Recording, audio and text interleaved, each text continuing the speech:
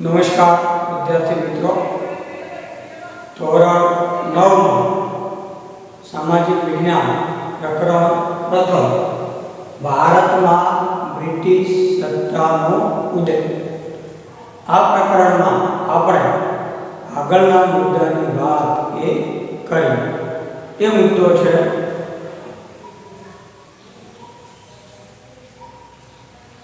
Company शासननी आर्थिक असर। 1757 થી લઈને 100 વર્ષના ગાળા દરમિયાન ભારતમાં કંપની શાસનની આર્થિક અસરો વર્તાઈ। 1608 માં કંપની વ્યાપારી પેઢી તરીકે ભારતમાં આવી।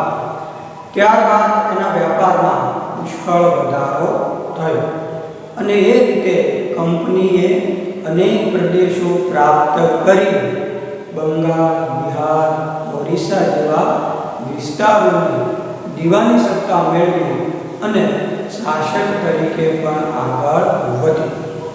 आम कंपनीनो आर्थिक अने साम्राज्य में एक वधारो थयो जेनी असर भारत पर पड़ी। दुनिया में आर्थिक समृद्धि की दृष्टिए भारत जे छे एक ख्यात हतुं अने आना कारणे विश्वना देशों साथे भारत जे छे ए व्यापार करतुं हतुं। भारतना मरी मसाला, कापड़, तेजाना सूत्राओ अने रेशमी कापड़, अन्य वस्तुओं, हथियारों, औजारो आ बधी वस्तुओनी विश्वना देशों निकास थती अने એટલા માટે વિશ્વના દેશો ભારત આવવા માટે તત્પર રહેતા। આમ ભારતની આર્થિક સમૃદ્ધિથી આકર્ષાઈને અંગ્રેજો પણ ભારતમાં આવ્યા અને કંપનીના શાસનના 100 વર્ષના ગાળા દરમિયાન આ શાસનની भारतीय अर्थतंत्र पर खूब विपरीत असर पड़ी।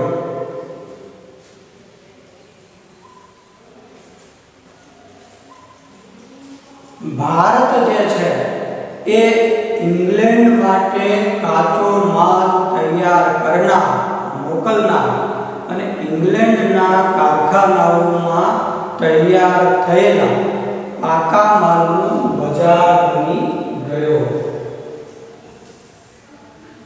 अंग्रेजोनी ए नीति ने कारण भारत जे छे ए इंग्लैंड ने काचा माल पूरू पाडતું संस्थान बन्યું અને એ કાચો માલ इंग्लैंड में जईने जे पाको बने छे, वस्तुओं बने छे, एना माटेનું बजार पण भारत बन्યું। बंगाल प्रांत जे छे ए सूत्राव कापड़, रेशमी कापड़, खांड वगैरेनी निकास करतुं हतुं अने एमांथी बंगाळने पुष्कळ प्रमाणमां आर्थिक लाभ थता हता।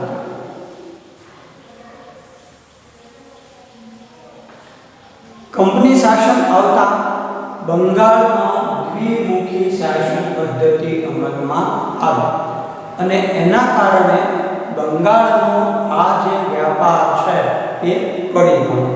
द्विमुखी शासन पद्धति एटले कोई पण एक विस्तारमां स्थळमां बे व्यवस्थानुं शासन होय ए द्विमुखी शासन पद्धति छे। आम कंपनीनी आ पद्धतिने कारणे बंगाळनी आर्थिक चमक जे छे ए पड़ी भांगी अने बंगालनी साथे साथे भारतना अन्य प्रदेशों के ज्यां अंग्रेज कंपनीनुं शासन हतुं, कंपनीनो व्यापार हतो, एना व्यापार पर अर्थतंत्र उपर विपरीत असरो ऊभी थई।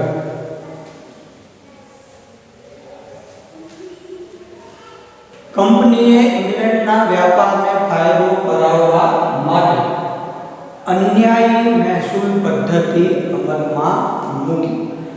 इंग्लैंड अने भारतना व्यापारीओनी वच्चे अनेक प्रकारनी महसूली कर पद्धतिओमां તફાવત હતો અને એમ સતત ને સતત અન્યાયી મહેસૂલ નીતિને કારણે કંપનીના વેપારીઓને વેપારમાં ફાયદો અને ભારતના વેપારીઓને સતત નુકસાન થતું હતું.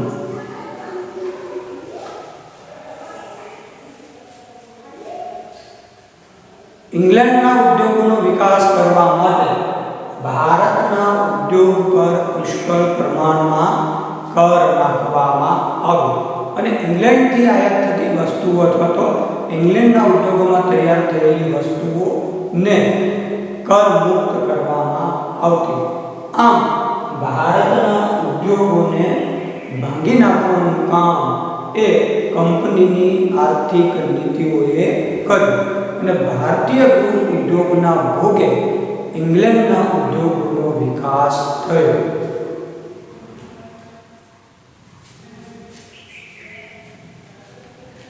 ઇંગ્લેન્ડમાં ઔદ્યોગિક વિકાસ અને ઇંગ્લેન્ડમાંથી પાકો માલ ભારતમાં આવતા ભારતના જે હુનર ઉદ્યોગો જે છે, ગૃહ ઉદ્યોગો જે છે એ પડી ભાંગ્યા અને ભારતનો કારીગર જે છે એ બેકાર અને બેરોજગાર બન્યો. સતત ભારતનો જે સ્વતંત્ર કારીગર હતો એ બેકાર બન્યો અને આમ એની આર્થિક પરિસ્થિતિ વધારે નબળી બનવા લાગી.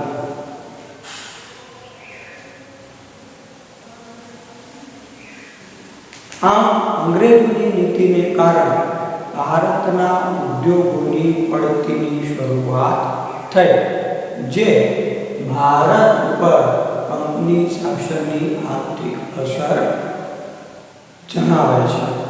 આર્થિક રીતે સમગ્ર દુનિયામાં ખ્યાત ભારત કંપનીના શાસન પછી ખૂબ જ ટૂંકા ગાળામાં આર્થિક રીતે નબળા દેશ તરીકે ગણાવા લાગ્યો.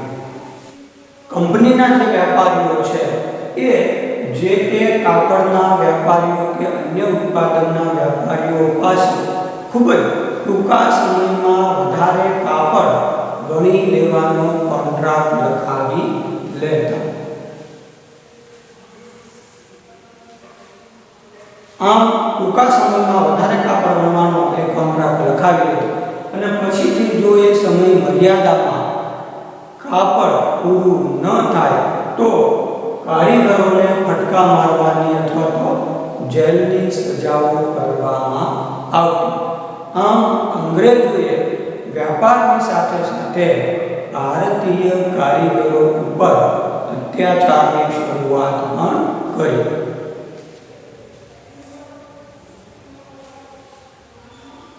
અંગ્રેજો વ્યાપાર કરવા ભારતમાં આવ્યા એ પહેલા ભારતના જે ગામડાઓ છે એ સ્વાવલંબી હતા.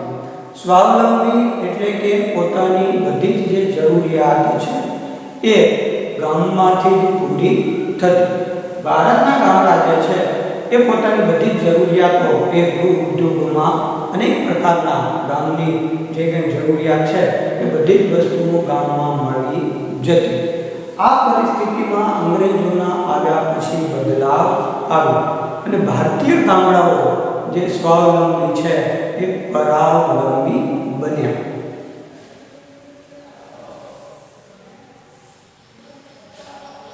આમ ગામડાઓ જે છે એ પરાધીન બન્યા.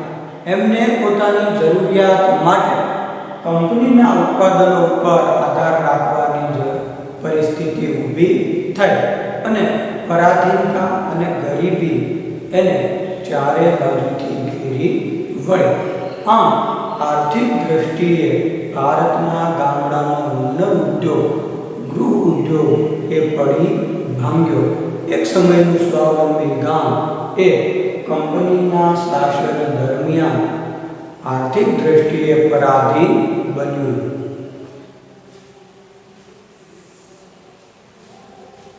અંગ્રેજોના શાસન દરમિયાન અંગ્રેજોએ પોતાના આર્થિક લાભો માટે ભારતમાં કેટલાક સુધારાઓ પણ કર્યા. માલ સામાનની હેરફેર માટે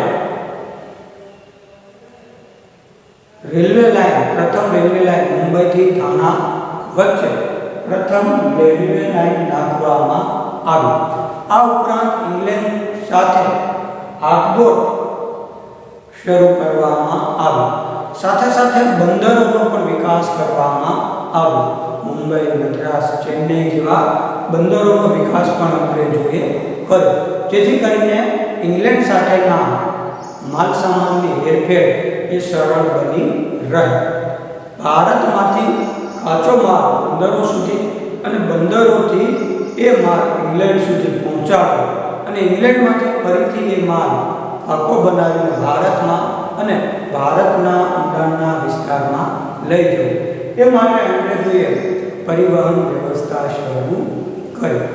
આમ આર્થિક દ્રષ્ટિએ કંપની શાસન દરમિયાન ભારતની ખૂબ જ ખરાબ પરિસ્થિતિ ઊભી થઈ. અનેક રીતે અંગ્રેજોએ આર્થિક રીતે ભારતનું શોષણ કર્યું. 1857ના વિપ્લવ પછી પણ અંગ્રેજોએ આર્થિક દ્રષ્ટિએ કોઈ પણ પ્રકારના મહત્વના સુધારા ન કર્યા. એના પછીનો મુદ્દો છે કંપની શાસનની સામાજિક અસર. કંપની શાસનના આ સમયગાળા દરમિયાન આર્થિક અસરો જે ઊભી થઈ એવા જ પ્રકારની વિપરીત અસરો સામાજિક પરિસ્થિતિ ઉપર થઈ હતી. સામાજિક ક્ષેત્રે કંપનીની સારી અને નરસી બંને પ્રકારની અસરો ઊભી થઈ.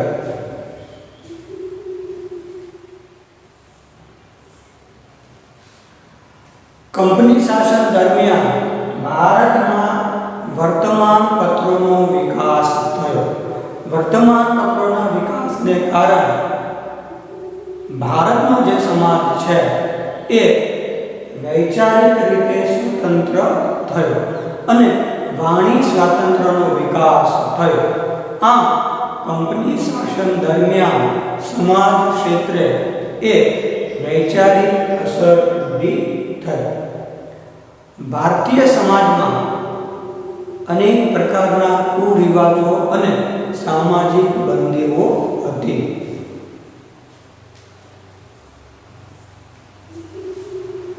આ બંદીઓમાં સતી પ્રથા, દૂધપીતી કરવી, બાળ લગ્ન આવી બધી જ બંદીઓને કેટલાક અંગ્રેજ ગવર્નર જનરલોએ બંધ કરવાનો પ્રયત્ન કર્યો અને એના ઉપર પ્રતિબંધ મૂકવામાં આવ્યો. આમ સામાજિક રીતે અંગ્રેજોએ ભારતના દૂષણોને ડામવાના પ્રયત્નો કર્યા, જે સામાજિક દ્રષ્ટિએ યોગ્ય અસર ગણી શકાય. રાજારામ મોહન રાય, દુર્ગારામ મહેતા, બહેરામજી મલબારી વગેરે સમાજ સુધારકોએ આ કુરિવાજો બંધ કરવા માટેના કાયદાઓ બનાવ્યા અને એ રીતે ભારતની સામાજિક પરિસ્થિતિઓમાં રહેલા દૂષણોના સુધારાની શરૂઆત પણ થઈ.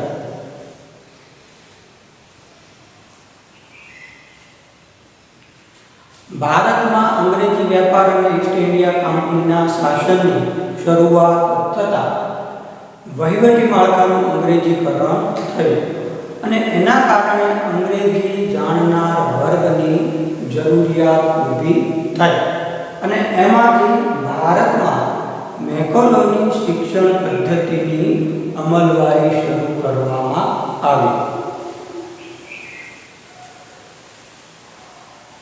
અંગ્રેજી શિક્ષણની શરૂઆત થઈ અને વહીવટનું અંગ્રેજીકરણ થયું. આ શિક્ષણની શરૂઆત થતાં ભારતમાં અંગ્રેજી જાણનાર વર્ગ એ વધ્યો અને એ રીતે ભારતનો યુવાન અંગ્રેજી જાણતો થયો અને એમ કંપનીના વહીવટમાં આ વર્ગને એ કેટલાક કામો એ મળવા લાગ્યા. આ શિક્ષણ અંતર્ગત મુંબઈ, મદ્રાસ, કોલકાતા વગેરે જગ્યાએ યુનિવર્સિટીની શરૂઆત કરવામાં આવી.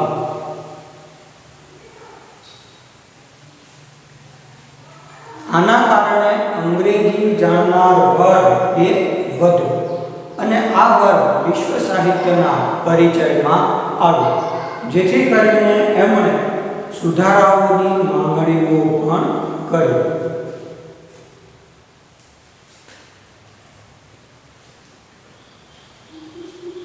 આમ ભારતમાં બ્રિટિશ સત્તાના ઉદયથી લઈને 100 વર્ષના 1857 સુધીના ગાળા દરમિયાન ભારતમાં કંપનીની આર્થિક, સામાજિક અનેક પ્રકારની અસરો ઊભી થઈ. ભારતની જે સમૃદ્ધિ છે એ સમૃદ્ધિની ભોગે ઇંગ્લેન્ડનો વિકાસ એ થયો. સાથે સાથે કેટલાક સામાજિક સુધારાઓ પણ થયા, પણ આ સુધારાઓ કરતાં ભારતની જે પડતી થઈ એ વધારે કપરી હતી. આમ કંપનીએ ખૂબ જ ટૂંકા ગાળામાં પ્રાચીન કાળથી સમૃદ્ધ એવા ભારતને આર્થિક દ્રષ્ટિએ એ પાંગળું બનાવી દીધું. આર્થિક દ્રષ્ટિએ એ નબળું બનાવી દીધું. ભારતના ભોગે ઇંગ્લેન્ડના વિકાસની નીતિ કંપનીએ અપનાવી હતી. ત્યારબાદના ઇંગ્લેન્ડના શાસનમાં, રાણીના શાસનમાં પણ એ જ આર્થિક અને સામાજિક શોષણની પરિસ્થિતિ જળવાઈ રહી. એ રીતે આ પ્રકરણમાં આપણે ભારત આવવાના નવા જળમાર્ગની શોધ, પ્લાસીનું યુદ્ધ, બક્સરનું યુદ્ધ, કંપની શાસનનો વ્યાપ, એની કૂટનીતિ અને આર્થિક તેમજ સામાજિક અસરો જોઈ. એ રીતે પ્રથમ પ્રકરણ ભારતમાં બ્રિટિશ સત્તાનો ઉદય એ અહીં પૂરું થાય છે.